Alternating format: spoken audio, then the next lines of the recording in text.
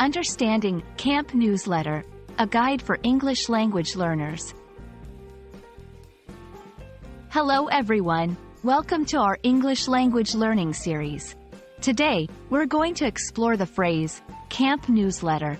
It's a simple yet interesting phrase that you might come across in various contexts. Let's dive into what it means and how you can use it in your conversations. Camp Newsletter is made up of two words, camp and newsletter. The word, camp, refers to a place where people stay temporarily for recreation, education, or other activities. It could be a summer camp for kids, a training camp, or any kind of temporary group activity.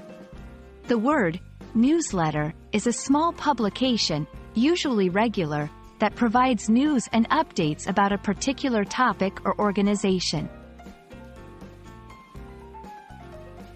A camp newsletter is a publication that provides updates, news, and information about a camp.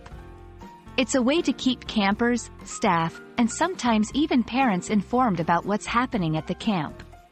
These newsletters can include a variety of content such as daily schedules, announcements, stories about camp activities, and even photos or drawings.